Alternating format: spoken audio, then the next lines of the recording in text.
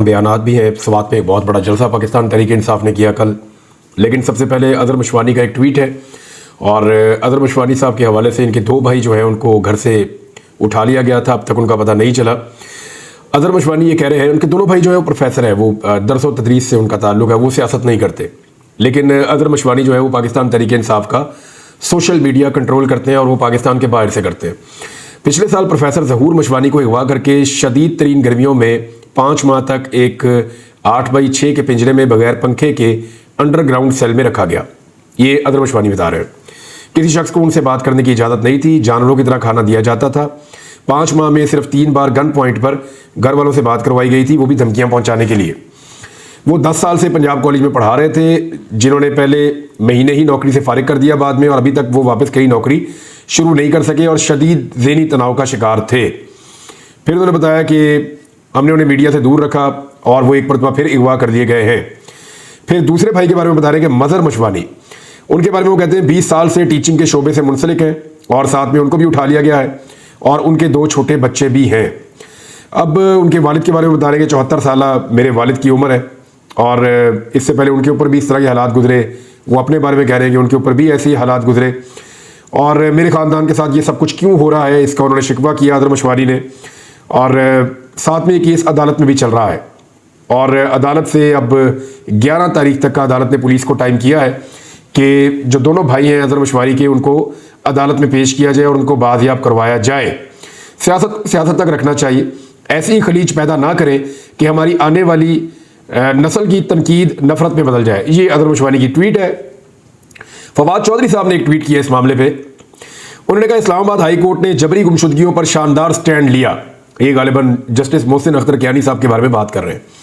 Peshawar high court पहले से इस मामले पर वाज़ेह है, अब लाहौर हाई कोर्ट के जज साहिबान के किरदार की ज़रूरत है।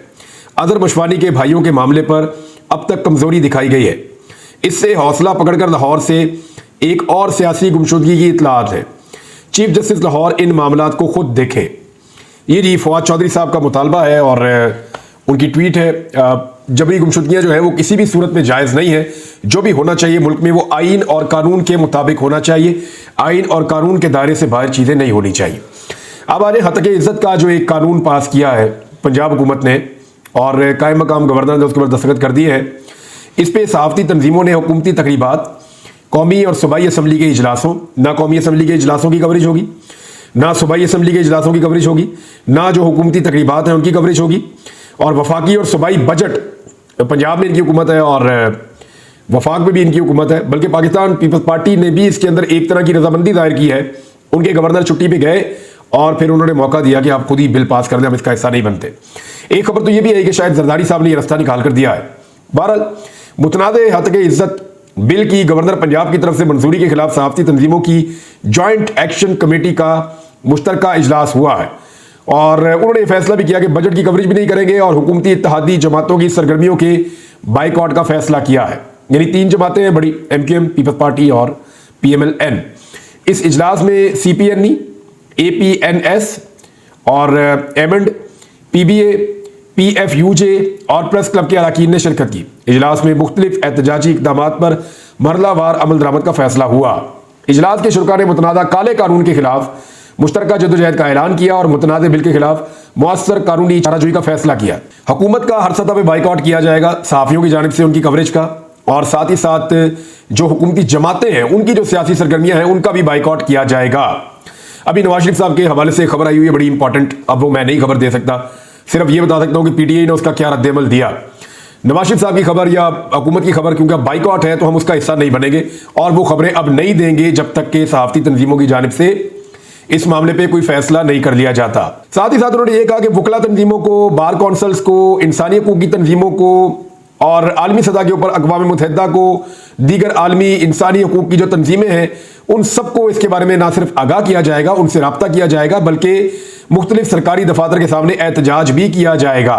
तमाम सहाफ़ती तंजीमों ने इस कानून को इंसान दुश्मन कानून करार देते हुए कहा कि इन ऑप्शंस पर महरलावार अमल दरामद किया जाएगा। नाज़रीन, तीसरी एक और बड़ी अहम खबर आई है। पहले तो जो पाकिस्तान तहरीक इंसाफ है उसने ये जो गवर्नर ने जिस तरीके से इसके ऊपर दस्तखत किए हैं, हतके इज़्ज़त के कानून को बनाया है, इस बिल के ऊपर दस्तखत करके पाकिस्तान तहरीक इंसाफ की जानिब से हत्या के इज्जत कानून को नाकाबिले कबूल काला कानून करार देकर सियासी, पार्लिमानी और अदालती सतह पर इसकी भरपूर मुज़ामत का ऐलान किया गया है। उन्होंने कहा कि फॉर्म 47 वाली हुकूमत है और उसके जो स्पीकर हैं उन्होंने बाजवा साहब के अजली टाउट भी उनको करार दिया और कहा कि हत्या के इज्जत कानून पर दस्तखत करते हुए शर्म आनी चाहिए थी उन्हें। ये पाकिस्तान तहरीक इंसाफ का वाकिफ है। उन्होंने कहा कि जमहूरियत को शर्मसार किया गया है और आज़ादी इजहार राय और जमहूरियत का मंजन बेचने वाली दो बड़ी जमातों भगौड़ा लीग और टीटी पार्टी ने आज़ादी इजहार राय और अबलाग को क्रिमिनलाइज करके आमरीत की नजरियाती औलाद होने का हकीकत पूरी दुनिया को दिखाई है। पाकिस्तान तहरीक इंसाफ ने यह कहा। उन्होंने कहा ये अवामी ताईद और मैंडेट से महरूम है और ये जंगल राज से नमक हलाली का हक अदा कर रहे हैं। बड़ी सख्त एक जारी की है प्रेस रिलीज पाकिस्तान तहरीक इंसाफ ने। तहरीक इंसाफ का मौक़िफ़ बड़ा खुला है इसमें। अब एक और खबर आई है। ये खबर जो है वो मैंने पढ़ी अजहर सिद्दीक साहब के ट्वीट में और वहां से मुझे सारी चीज समझ आई। मैं चाहता हूं मैं आपको भी अजहर सिद्दीक साहब की ट्वीट से ही पढ़ के ये खबर बताऊं। ये है जी चीफ इलेक्शन कमिश्नर के बारे में और उनके जो रिमार्क्स हैं सिकंदर सुल्तान राजा साहब। वहां से ये बात शुरू होती है। अजहर सिद्दीक साहब लिखते हैं कि बुरे दिन शुरू। इलेक्शन में अदलिया से रिटर्निंग अफसरान की तैनाती के लिए ये चीफ इलेक्शन कमिश्नर कह रहे हैं कि इलेक्शन में अदलिया से रिटर्निंग अफसरान की तैनाती के लिए चीफ जस्टिस पाकिस्तान और chief justice Lahore high court के पास गया। उन्होंने इनकार कर दिया। ये सिकंदर सुल्तान राजा साहब के रिमार्क्स हैं। अब मामला ये है कि ये तो सारा डाल दिया उन्होंने आरोज मामला चीफ जस्टिस ऑफ पाकिस्तान काजी फायज ईसा के ऊपर, यानी काजी फायज ईसा को जिम्मेदार करार दे दिया उन आरोज का जिन आरोज ने सही इलेक्शन नहीं करवाया। फिर उन्होंने कहा ब्यूरोक्रेसी ने 1977 में इलेक्शन करवाए और 2024 में इलेक्शन करवाए, दोनों बार नाकाम रहे। Sikandar Sultan Raja chief election commissioner के रिमार्क्स, यानी उन्होंने 2024 के इंतखाबात में जो ब्यूरोक्रेसी का रोल था आरोज का, उसमें उनको मुकम्मल तौर पे नाकाम करार दिया अजहर सिद्दीक साहब के इस ट्वीट के बकौल। और उन्होंने कहा जिम्मेदार सिर्फ मैं नहीं हूं, चीफ इलेक्शन कमिश्नर ने इलेक्शन में बेकायदगियों और गैर शफाफियत का मलबा अदलिया पर डाल दिया है। देखिए वो ये क्यों कर रहे हैं, इसके पीछे में जाना पड़ेगा। आने वाले दिनों में और चीजें खुल जाएंगी, फिर हम इसके ऊपर खुलकर बात करेंगे। लेकिन पाकिस्तान तहरीक इंसाफ ने इसके ऊपर अपना मौकिफ दिया है। उन्होंने कहा मैंडेट चोरी और अवाम के वोट के हक को गसब करने जैसे संगीन जराइम के मुर्तकिब चीफ इलेक्शन कमिश्नर के इंतखाबी ट्रिब्यूनल्स की तकरीरों के जिम्मन में अदलिया पर खुले हमले का मामला, यानी वो ये कह रहे हैं कि अदलिया के ऊपर डाल के एक्चुअली अदलिया पे हमला किया है सिकंदर सुल्तान राजा साहब ने, जबकि वो उन्हें कौमी मुजरिम करार दे रहे हैं धांधली और मैंडेट चोरी के हवाले से। उन्होंने इसकी शदीद और खुले अल्फाज में मुजम्मत की है पाकिस्तान तहरीक इंसाफ ने। उन्होंने चीफ जस्टिस ऑफ पाकिस्तान और हाई कोर्ट के चीफ जस्टिस सिकंदर सुल्तान राजा के खिलाफ तौहीन अदालत की कार्रवाई करने और सुप्रीम जुडिशल काउंसिल से उसे फौरन माजूल करने की सिफारिश करें, क्योंकि ये जो चीफ इलेक्शन कमिश्नर होता है ना, इसको वैसे नहीं हटाया जा सकता, इसको सुप्रीम जुडिशल काउंसिल हटा सकती है। अब क्योंकि इन्होंने अदलिया के ऊपर बहुत बड़ा इल्जाम लगा दिया है, वो ये कह रहे हैं कि हम अदलिया के पास गए थे कि हमें अदलिया में से आरोज प्रोवाइड किए जाएं रिटर्निंग अफसरान, जैसा कि हमेशा इलेक्शन होता रहा है। लेकिन 1977 में ऐसा हुआ था कि ब्यूरोक्रेसी ने इलेक्शन करवाए थे, गलत इलेक्शन हो गए थे। इसी तरह 2024 में भी ब्यूरोक्रेसी ने इलेक्शन करवाए, जिसमें नाकामी का एतराफ अजहर सिद्दीक साहब के ट्वीट के बकौल सिकंदर सुल्तान राजा साहब ने कर लिया है। लेकिन उन्होंने मलबा डाल दिया पाकिस्तान के चीफ जस्टिस पे। अब इसके ऊपर पीटीआई कह रही है कि चीफ जस्टिस इसका नोटिस लें, इनको तौहीन अदालत में बुलाएं और सुप्रीम जुडिशल काउंसिल के जरिए से इनको फौरी तौर पे माजूल किया जाए। चीफ इलेक्शन कमिश्नर दस्तूर, जमहूर के वोट के हक और जमहूरियत का गद्दार और पाकिस्तान में कायम जंगल राज का कलीदी मोहरा है। यह तारीख के बदतरीन, आलूदा तरीन और गैर शफाफ तरीन इंतखाबात करवा के अवाम के वोट की हैसियत खाक में मिलाने वाला कौमी मुजरिम मैंडेट चोरी के मकरू अमल को हतमी अंजाम तक पहुंचाने के लिए मुक्तदरा के इशारों पर अब अदलिया के खिलाफ मैदान में निकला है। यानी वो जो मामला इसने खुद किया बकौल पाकिस्तान तहरीक इंसाफ के, अब यह सारा मलबा अदलिया के ऊपर डाल रहा है।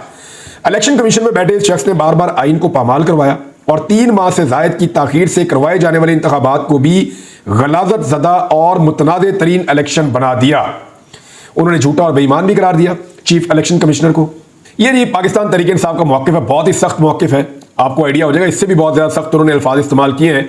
फिर बल्ला छीनने वाली बात आ गई, यानी यहीं से शुरू हुआ था ना इलेक्शन कमीशन से। बाद में ये मामला पेशावर हाई कोर्ट में गया तो बल्ला वापस आ गया, कादी फायद ईसा साहब के पास गया तो बल्ला फिर छिन गया। तो फाइनली जो इलेक्शन है पाकिस्तान तहरीक इंसाफ बल्ले के बगैर लड़ी थी। खवातीन की मखसूस नशिस्तों का मामला आया तो सबसे पहले इलेक्शन कमीशन ने किया, फिर पेशावर हाई कोर्ट में गया, अब सुप्रीम कोर्ट में गया और अब सुप्रीम कोर्ट के फुल कोर्ट के अंदर यह मामला मौजूद है। बहुत सारी ऐसी चीजों की और निशानदेही की है पाकिस्तान तहरीक इंसाफ ने और चीफ इलेक्शन कमिश्नर के बारे में बड़ी डिटेल्ड एक स्टेटमेंट जारी की है।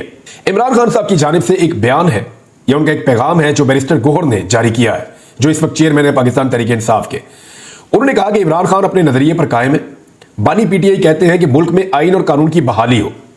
तहरीक तहफ्फुज़ आइन पाकिस्तान के ज़रिए तमाम सवात में उन्होंने जलसा किया। सवात में बहुत बड़ा जलसा हुआ पाकिस्तान तहरीक इंसाफ का, ग्रासी ग्राउंड में बहुत तगड़ा जलसा था। मुराद सईद ने भी इसके ऊपर ट्वीट किया, वो वहां मौजूद नहीं थे, लेकिन अली अमीन गंडापुर ने बड़ी तगड़ी वहां पे तकरीर की है और बड़े सख्त अल्फाज उन्होंने बोले वफाकी हुकूमत के बारे में, बल्कि उन्होंने बहुत सारा धमकाया भी वफाकी हुकूमत को। मैं आपको बताता हूं, उन्होंने कहा कि हम मुल्क में कानून की हुक्मरानी चाहते हैं, इमरान खान इस मुल्क के लिए लड़ रहा है। उन्होंने कहा इमरान खान जल्द बाहर आएंगे और साथ उन्होंने ये भी कहा कि इमरान खान का कहना है कि उनके साथ जो ज्यादतियां हुई वो मैं माफ करता हूं, लेकिन मुल्क से ज्यादती करने वालों को माफ नहीं करूंगा। यह है वो पैगाम इमरान खान साहब का कि मैं अपने साथ जो कुछ मेरे साथ हुआ मैं उसको माफ कर देता हूं, लेकिन जो कुछ भी पाकिस्तान के साथ हुआ उसकी माफी मैं नहीं दूंगा। इमरान खान ने कहा कि मुल्क से ज्यादती करने वालों से सुलह नहीं हो सकती, मुल्क बगैर कानून के नहीं चल सकता, तहरीक इंसाफ पे जो जुल्म हो रहा है उसको बंद किया जाए। अब आ रहे अली अमीन गंडापुर। अली अमीन गंडापुर ने कहा कि जब तक मैं जिंदा हूं फाटा और पाटा पर किसी का बाप भी टैक्स नहीं लगा सकता। जिस दिन इमरान खान ने कॉल दी हम बारिश बर्फबारी और गर्मी की परवाह किए बगैर निकलेंगे और फिर आप दास्तानों में भी नहीं मिलेंगे। अली अमीन गंडापुर ने कहा कि इमरान खान एक सोच और नजरिए का नाम है, नजरिए को जितना दबाया जाएगा उतना ही उभरेगा। इमरान खान और पाकिस्तान तहरीक इंसाफ के साथ जो जुल्म हो रहा है ये कौन कर रहा है, हमारे मुजरिम वक्त के हुक्मरान है या कोई और, जो भी है वो खुलकर सामने आए और निशानदेही करे, फिर हम इससे हिसाब लेंगे। उन्होंने कहा कि ये गलतफहमी है कि हम चुप रहेंगे, ये हमारा ज़र्फ है, हमारी खानदानी और सियासी तरबियत है। जिस दिन इमरान खान ने हमें आवाज दी तो हम निकलेंगे, फिर आपकी दास्तान भी नहीं होगी दास्तानों में। उन्होंने कहा कि मुल्क के साथ बहुत मजाक हो गया, अब इस मजाक का सिलसिला बंद होना चाहिए और 1857 से पख्तूनों का खून बहाने का सिलसिला बंद होना चाहिए। 1971 में एक बंदे को इक्तदार देने के लिए मुल्क तोड़ा गया और आज मुल्क में उसी सूरत-ए-हाल को दोहराया जा रहा है। मुल्क को नुकसान पहुंचाने वाली शख्सियात होती हैं और ऐसी शख्सियात इदारों की बदनामी का बायस बनती हैं। हम ऐसी शख्सियात के फैसले नहीं मानते। हम वफाक से अपने हुकूक लेकर अपने अवाम पर खर्च करेंगे। जो हमें हक नहीं देगा वो इस्लामाबाद तो क्या पाकिस्तान में नहीं रह सकता। उन्होंने कहा इमरान खान 300 दिन से कैद में बेगुनाह है, हम इमरान खान की कैद के एक एक दिन का हिसाब लेंगे। उस दिन से डरे जब इमरान खान हमें आवाज देगा। अवाम सड़कों पर होगी, फिर कोई भी इस्लामाबाद में आराम से नहीं बैठ सकेगा।